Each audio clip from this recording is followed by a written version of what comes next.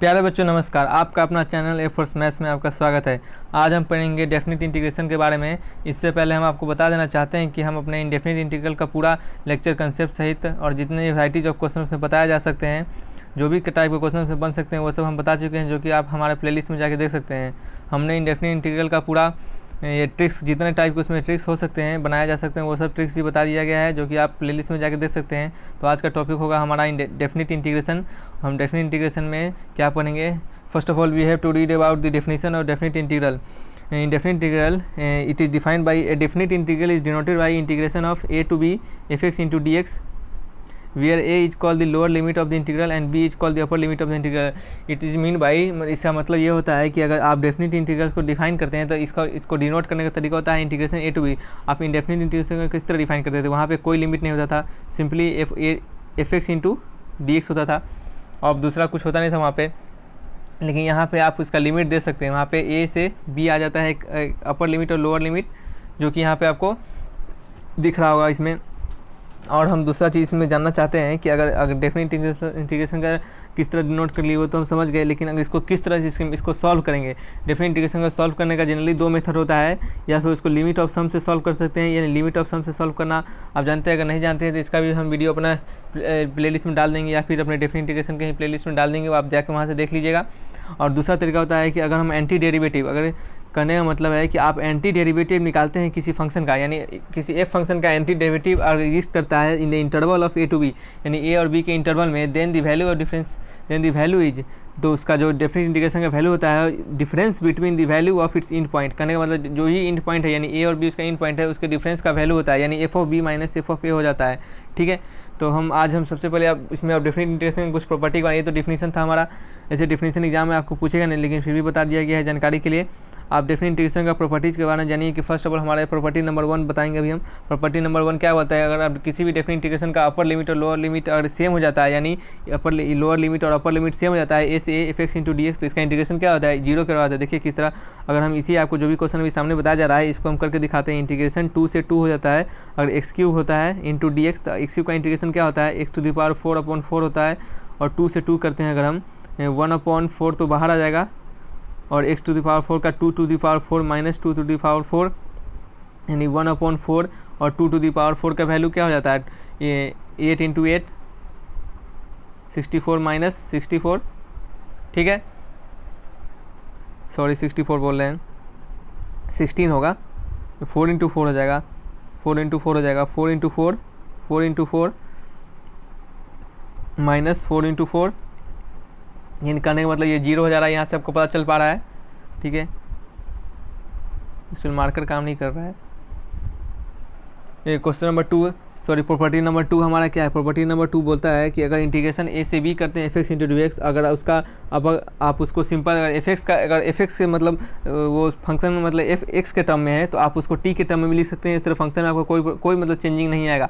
मतलब करने का मतलब 1/2 है, और एक्स स्क्वायर अगर डी एक्स है तो आप इसको इस तरह भी लिख सकते हैं, 1/2 एक्स के जगह पे T square into D T, कोई फर्क नहीं पड़ता इससे।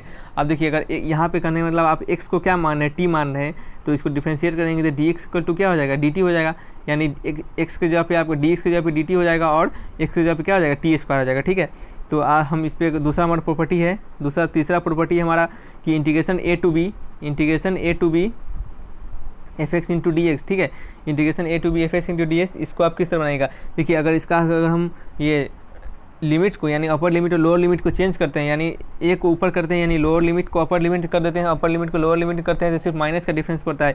यानी पहले वाले इंटीग्रेशन के साथ दूसरा वाला जो इंटीग्रेशन आएगा लिमिट चेंज करने के बाद, तो वो उसमें सिर्फ माइनस का फर्क पड़ेगा। देखिए क्वेश्चन नंबर 1, इसको किस तरह सॉल्व करेंगे? इसका अगर वैल्यू होता है, इसका अगर वैल्यू निकालते हैं आप, इसका वैल्यू निकालते हैं तो क्या आएगा? देखिए यही है, 1 से क्या है? 2 है, 1 से क्या है? 2 है, और क्या है? X square into d x है, इसको आप वैल्यू निकालिएगा तो एक्स टू द पावर 3/3, 1 से 2, यानी 2 2 जा 4 2 जा 8/3 माइनस 1/3, ठीक है, ये क्या हो जाएगा? 7/3 आ जाएगा।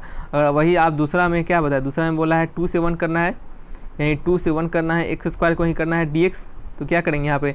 x/3/3, और यहाँ 2 से 1 यानी 1/3 माइनस 8/3 3 और इसको माइनस कीजिए तो क्या होगा 7/3। इसको सेपरेट करने के बाद -7/3 यानी देख रहे हैं इसमें भी लिमिट का सिर्फ अति चेंज करने के कारण लिमिट का ये जो आपका अपर लिमिट और लोअर लिमिट इसको चेंज करने के कारण सिर्फ क्या पड़ रहा है, माइनस का फ़र्क पड़ रहा है। ठीक है, तो आप क्वेश्चन प्रॉपर्टी नंबर 4 को देखिए। प्रॉपर्टी नंबर 4 कह रहा है कि अगर a to b अगर दिया हो f(x) × dx एंड कोई इंटीग्रेशन हमारा, तो आप इसको इंटरवल वाइज तोड़ के लिख सकते हैं, यानी a से c और c से b f(x) × dx। ठीक है, जहाँ पे आप x जो आपका होगा वो a से b के बीच में होगा। ठीक है, अब देखते हैं कि अगर इसका एक्चुअल में यूज कहाँ होता है, इस प्रॉपर्टी का यूज कहाँ होता है। देखिए, इसका सबसे प्रॉपर्टी का यूज होता है मॉडुलस फंक्शन में या तो फिर GIF फंक्शन में, यानी ग्रेटेस्ट इंटीजर फंक्शन में इसका यूज होता है। अब देखिए, आपको क्वेश्चन बना के हम दिखाएंगे यहाँ पे मॉडुलस फंक्शन में और ग्रेटेस्ट इंटीजर फंक्शन में क्या यूज होता है। ठीक है, तो वीडियो को देखते रहिए, हम बताते हैं आपको एग्जाम्पल देखिए इसका। तो एग्जाम्पल है 0 से 3 1 माइनस, आप देखिए 1 - x का मॉड इंटू dx। ठीक है, अगर क्वेश्चन 0 से 3 अगर मॉड x रहे इंटू dx, तो ठीक है, तो इसको हम क्या करते हैं। अच्छा, आपको पहले हम इसको बताने से पहले हम आप इस क्वेश्चन को समझाते हैं आपको। देखिए, अगर 1 से x है अगर 0 से 1 के बीच में अगर हम कुछ 0 डालते हैं तो क्या आएगा, इसका वैल्यू 1 आ जाएगा। अगर 1 डालते हैं इसके जगह पे तो क्या वैल्यू आएगा, इसका वैल्यू आएगा आपका 0 आ जाएगा। और 1/2 डालते हैं अगर x के जगह पे, 0 से 1 के बीच 1/2 भी आता है, तो 1/2 डालते हैं तो क्या होगा, इसका भी 1/2 है, यानी पॉजिटिव वैल्यू दे रहा है। यानी इसका मतलब 0 से 1 पे फंक्शन क्या होगा, पॉजिटिव होगा, इस टाइप का फंक्शन खुलेगा। लेकिन अगर 2 से 3 के बीच में कोई भी नंबर डालते हैं, आप डाल के देख सकते हैं, यहाँ पे 2 ही डालते हैं तो क्या आएगा, निगेटिव आएगा। और 3 डालते हैं क्या आएगा, निगेटिव आएगा। आपको पता है मॉडुलस का वैल्यू हमेशा निगेटिव के साथ नहीं, जब भी निगेटिव आता है तो वो हमेशा पॉजिटिव हो जाता है। तो पहले इसके कारण पहले से हम वहाँ पे क्या करते हैं, निगेटिव का साइन लगाते हैं। ठीक है, तो यहाँ 2 आपका 2 से क्या हो जाएगा, 2 से नहीं होगा, 1 से 2 है। ठीक है, तो फिर उसके बाद यहाँ पे क्या हो जाएगा, 1 से 3 हो जाएगा। ठीक है, 1 के बाद क्या डालते हैं, 1 के बाद अगर 1.5 भी डालते हैं, 1 पॉइंट समथिंग डालते हैं, तो 1 में से 1 पॉइंट समथिंग को घटाएंगे तो क्या निगेटिव वैल्यू आएगा ना। तो यहाँ पे क्या लिखेंगे, minus times of 1 - x into dx। ठीक है, आप देख रहे हैं। तो उसके बाद आगे इसको सॉल्व करते हैं हम। i = क्या हो जाएगा, इंटीग्रेशन ऑफ 0 से 1 1 - x into dx plus integration of 1 से 3 1 - x into minus times of dx। ठीक है, अब आपको तो इसका इंटीग्रेशन तो आता ही होगा, x हो जाएगा 1 का और x² 2 हो जाएगा अपॉन क्या हो जाएगा, नीचे हो जाएगा 2 आपका, 0 से 1 हो जाएगा, फिर प्लस आ जाएगा इंटीग्रेशन या माइनस साइन आप बाहर निकाल सकते हैं। देखिए, माइनस साइन बाहर निकाल दिए हम, और यहाँ पे क्या हो जाएगा, x हो जाएगा, और यहाँ पे हो जाएगा आपका x² 2, और नीचे हो जाएगा, इसमें आप 1 से 3 तक आप इंटीग्रेट कीजिए। देखिए, यहाँ पे कांस्टेंट नहीं लगता है। देखिए, आप पढ़ेंगे इंटीग्रेशन में, इंडेफिनिट इंटीग्रेशन में +c लिखा रहता है, लेकिन यहाँ पे +c क्यों नहीं लगता है, इसके लिए नहीं लगता है +c, क्योंकि देखिए यहाँ पे आप इंटीग्रेशन का जो लिमिट है, मतलब आप उसको डिफाइन कर चुके हैं कि हाँ यहाँ पे अपर लिमिट से लोअर लिमिट है, यानी कुछ सम कांस्टेंट वैल्यू ही आएगा। ठीक है, यहाँ पे कोई मतलब वेरिएबल कुछ नहीं आएगा, x के टर्म में या फिर इवन y के टर्म में, किसी के टर्म में नहीं आता है। यहाँ पे सिर्फ ओनली वेरिएबल आता है, सॉरी ओनली कॉन्स्टेंट आता है। तो ठीक है, यहाँ पे आप सॉल्व करके देखिए, 1 - 1/2 हो जाएगा, और ये तो दोनों 0 हो जाएगा, -0 minus times of 3 - 3² 2 minus times of 1 + 1/2। अब इसको सॉल्व कर लीजिए, क्या हो जाएगा, 1/2 आ जाएगा, माइनस टाइम्स ऑफ 9/2 है, यानी ये कितना आ जाएगा, ये आ जाएगा इसका आपका -1/2, 6 - 9 यानी कितना आएगा, -3, और +3 हो जाएगा, +3/2। ठीक है, +3/2 हो जाएगा। कैसे हो जाएगा, देखिए इसको एलसीएम लेंगे, 3 2 6, और 6 में से 3 का स्क्वायर 9 होता है, 6 में से 9 गया तो 3 -3/2, और माइनस प्लस लगाया तो +3/2 हो जाएगा, और फिर ये माइनस और ये माइनस क्या हो जाएगा, प्लस हो जाएगा। प्लस करते हैं 1 और -1/2। ठीक है, आपको यहाँ से इसको जो भी वैल्यू आएगा इसका सॉल्व करके यहाँ से देख सकते हैं। क्वेश्चन का कंसेप्ट समझना है हमें, ना कि इसका आंसर निकालना है। ठीक है, और अब देखिए, अब यहाँ पे आपको हाँ कुछ बताए थे यहाँ से पहले हम, इससे पहले कि इस टाइप के, अब इसको आप किस तरह सॉल्व कीजिएगा। देखिए, यहाँ पे आप भटकिएगा नहीं, यहाँ पे भी मॉडुलस फंक्शन दिया हुआ है भले, लेकिन यहाँ पे मॉडुलस फंक्शन का ये मतलब नहीं कि मॉडुलस फंक्शन जब भी दिया हो तो उसको c के टर्म में तोड़ने की कोशिश करने लगे। देखिए, आपको पता है कि जब मॉडुलस फंक्शन जब भी खुलता है, अगर x का मॉड जब भी खुलता है तो वहाँ क्या होता है, x का मॉड जब भी खुलता है, आपको दिखाते हैं, आप फंक्शन चैप्टर में पढ़ेंगे x का मॉड जब भी खुलता है तो क्या निकलता है। आप नहीं पढ़ेंगे तो हमारे फंक्शन चैप्टर जाके देख सकते हैं। देखिए, आप फंक्शन चैप्टर में क्या पढ़े थे, फंक्शन में अगर फंक्शन f(x) = mod x रहे तो आप इसको क्या लिखते थे, इसको x लिखते थे कब, जब x > 0 होता है, -x लिखते थे कब, जब x <= 0 होता है। आप इक्वल टू यहाँ भी दे सकते हैं या फिर यहाँ भी दे सकते हैं, ऊपर वाले में भी, यहाँ पे कहीं पे भी दे सकते हैं। ठीक है, उससे कोई फ़र्क नहीं पड़ता है। और तो इस तरह उसको तोड़ते थे हम। ठीक है, तो यहाँ पे अब क्या करना है, अब हमें करना है कि यहाँ पे अगर मॉड का वैल्यू 0 से 3 है, आपको देखना है ये फिर मॉड का वैल्यू पॉजिटिव आ रहा है या फिर नेगेटिव आ रहा है, तो आपको लिमिट को देखना है, अपर लिमिट और लोअर लिमिट को देखना है। यानी 0 से 3 है, 0 से 3 के बीच यानी मॉड एक्स का वैल्यू 0 से 3 यानी मॉड एक्स का वैल्यू 0 से 3 हमेशा पॉजिटिव नंबर आता है, यानी इसका वैल्यू हमेशा क्या होगा x होगा। यानी इसके लिए यहाँ पे कोई टूटेगा नहीं, यहाँ पे सीधे सिंपल x डालेंगे, 0 से 3 डालेंगे, डिफ्रेंशिएट, अब इसको इंटीग्रेट कर देंगे, हो गया। देखिए कितना सिंपल है। चलिए आपको प्रॉपर्टी 4 का आपको ये दूसरा क्वेश्चन था, दूसरा क्वेश्चन आपको बता रहे हैं हम। अब देखिए ये मॉडल GIF फंक्शन है, GIF फंक्शन का पता आपको पता है क्या काम होता है। GIF फंक्शन वही होता है कि जो कि आपको जितना भी वैल्यू अगर 1.25 रहे GIF तो इसका वैल्यू कितना हो जाएगा 1 हो जाएगा। अगर 0.52 रहे तो इसका वैल्यू कितना हो जाएगा 0 हो जाएगा, यानी एक कम हो जाता है, मतलब जो भी आपका इंटीजर आ जाता है इससे वैल्यू इंटीजर से आपको कम हो जाता है, ठीक है, इंटीजर से आपको कम हो जाता है। अगर यही आपने -1.52 रहे, ठीक है, तो यहाँ पे क्या हो जाएगा, यहाँ पे क्या हो जाएगा -2 हो जाएगा। क्यों -2 हो जाएगा, देखिए अब -1 नहीं होगा क्योंकि आपको क्या बोलते हैं एक उसका कम वैल्यू हो जाता है, यानी 1 है तो 1.25 का कम क्या हो जाएगा 1 हो जाएगा, उससे जस्ट पीछे वाला इंटीजर 1.25 का जस्ट पीछे वाला इंटीजर क्या हो जाएगा 1 हो जाएगा। अगर देखिए 1-1.25 या फिर 1.52 यहाँ पे, तो इसका जस्ट पीछे वाला इंटीजर क्या हो जाएगा, यानी कम वाला इंटीजर। ग्रेटेस्ट इंटीजर फंक्शन कहा नाम है ग्रेटेस्ट इंटीजर, लेकिन काम है उसका बस जस्ट छोटा अपोजिट, मतलब उसके ग्रेटेस्ट के अपोजिट यानी स्मॉलेस्ट वाला, ठीक है। तो वो -1.5 को क्या हो जाएगा -2 हो जाएगा, ठीक है। तो यहाँ पे भी वही कर रहे हैं, इसको मिटा दें, आप कॉपी नोट करते चलिए, आपको बाद में आप पढ़िएगा आपको काम आएगा, ठीक है। तो ये अब ग्रेटेस्ट इंटीजर फंक्शन GIF हो गया। अब 0 से 3 करेंगे इसका इंटीग्रेशन। अब 0 से क्या करेंगे, अब देखिए आपको 0 से 1 में तोड़िए, आपको पता होगा ग्रेटेस्ट इंटीजर फंक्शन देखिए हर एक मतलब जो इंटीजर पॉइंट होता है वहाँ पे इसका वैल्यू को डिफाइन किया जाता है, तो इसके कारण आप हर एक इंटीजर पे इसको तोड़ के लिखिए, ठीक है।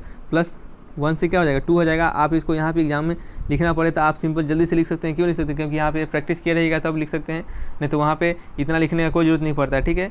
एक लाइन में आप सिंपल में आंसर लिख सकते हैं इसका तो आंसर मुंह पे बन जाएगा, लेकिन फिर भी आपको बता के दिखाया जा रहा है क्योंकि फर्स्ट टाइम आप सीखना पड़ता है, तभी कुछ आप बाद में सिंपल वे में अच्छा से बना पाइएगा। देखिए 0 से 1 करना है, आपको पता है 0 से 1 अगर डालेंगे यानी 0. होगा कुछ, यहाँ पे 0.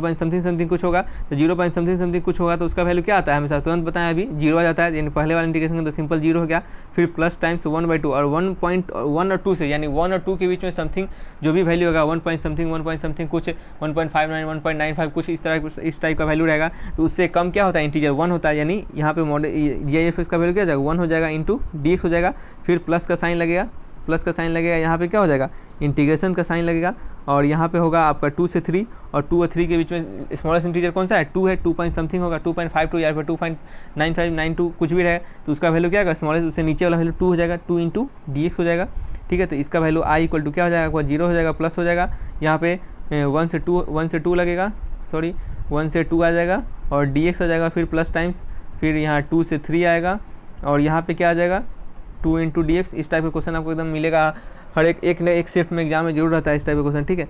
तो आप देखिए प्लस, और यहाँ पे क्या करना है 1 से 2 है तो इसको इंटीग्रेट करना है सिंपल वे में, 1 से 2 हो जाएगा, फिर 2 बाहर आ जाएगा, फिर x इंटू 2 से 3 हो जाएगा, ये तो 0 का काम खत्म है, 2 - 1 प्लस 2 इंटू 3 - 2 ये हो जाएगा 1 प्लस 2 इंटू 1 यानी इक्वल टू क्या आ जाएगा 1 + 2 = 3। ये देखिए इसका आंसर क्या आ जाएगा 3 आ जाएगा, क्या आ जाएगा 3 आ जाएगा, ठीक है। देखिए कितना सिंपल वे में आपको इस प्रॉपर्टी से आपको ध्यान रखिए। अभी आपको इसके बाद नए लेक्चर में यानी डेफिनेट इंटीग्रल के दूसरे लेक्चर में आपको और भी बचे हुए कुछ टाइप की प्रॉपर्टी को बताया जाएगा, और जब भी जैसे सारे प्रॉपर्टी खत्म हो जाते हैं डेफिनेट इंटीग्रेशन खत्म हो जाएगा, उसके बाद आपका क्वेश्चन सीरीज चलेगा इस पर, जिसमें आपको बहुत वैराइटीज ऑफ क्वेश्चन को देखने के लिए मिलेंगे, बहुत सारे एग्जाम के प्रीवियस ईयर क्वेश्चन मिलेंगे और फिर नए क्वेश्चन टाइप मिलेंगे आपको क्वेश्चन देखने के लिए, ठीक है। दोस्तों हमारा वीडियो लेक्चर अच्छा लगा तो लाइक कीजिए, कमेंट कीजिए, अगर इसी तरह की वीडियो पाने के लिए हमारे चैनल को सब्सक्राइब कीजिए, ठीक है। Thanks for watching my video, फिर मिलेंगे अच्छी वीडियो के साथ, बाय बाय।